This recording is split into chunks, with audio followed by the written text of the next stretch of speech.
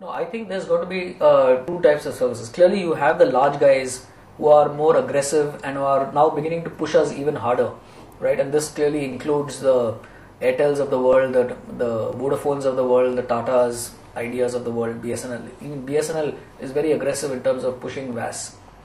The other thing I see happening is you will see cooperation between the operators to launch what I call as cross-operator services. Okay, and I'll give you a classic example.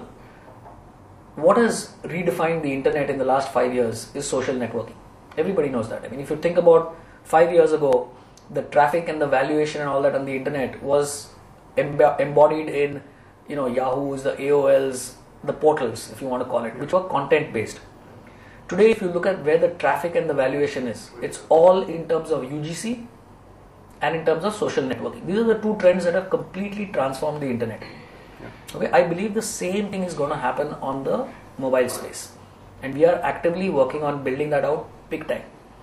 Now, if you look at mobile social networking, so we had this interesting discussion with a very large Indian operator. They were thinking of putting out an RFP for mobile social networking, and I told them, I said, don't do it, because it's inefficient, it's suboptimal, and it's not going to succeed. Because I look at anybody, you pick up your cell phone and look at your contact list, not more than 25 to 30% of it is on the same network as you are. Right? So if your operator launched mobile social networking, it's not going to work. You're not going to waste time signing up, subscribing, giving your profile, giving your preferences to a service where you can contact only 25% of your friends. It's not going to work. Right? So if you're a telecom operator, you have two choices. One is you can either become a pipe and say that I will open up my network and my subscriber base to the MySpaces, the Orkuts, the Facebooks of the world, and whatever little bit of money I get as a pipe, I'll take that.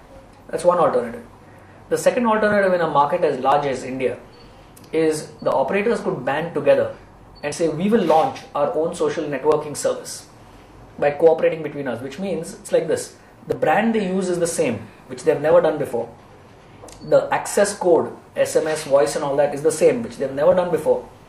Okay? And the way it works is that at the end of the month, whatever the revenues are, net of expenses, direct operating expenses, are shared between the telcos in the ratio of which subscribers use them.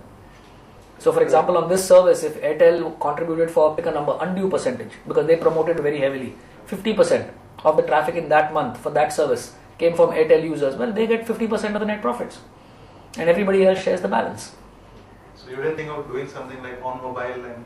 No, it's not a brand. I don't want to be a brand. Okay, because the minute you become a brand, you're competing with your customers. And this is very, very fundamental to the on-mobile success and the on-mobile strategy.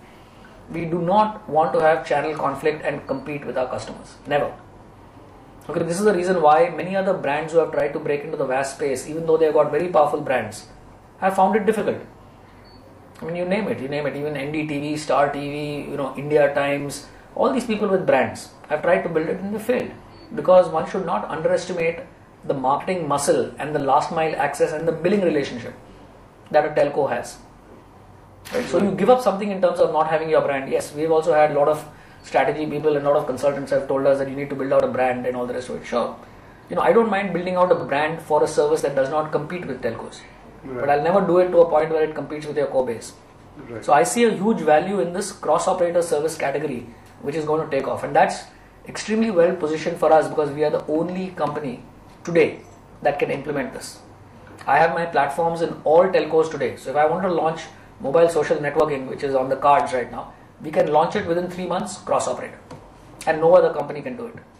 So this needs presumably some higher level bandwidth, 3G and all. So no, not really. Or can it work on... Not really. You can start on the 2G stuff itself. And all our services, you started on 2G handsets, 2G networks, and you build in place a roadmap that as and when 3G is deployed, you can upgrade it. Mm-hmm. Because let's face it, even 3G, if you look at the number of handsets that are installed, and forget the networks are relatively easy to upgrade. But if you look at the handsets and the purchasing power, the price points of the handsets, it's going to take a while before you get, pick a number here, say somebody had say 10 million handsets, 3G handsets. Yeah. And not even handsets, I would say 10 million 3G handset users.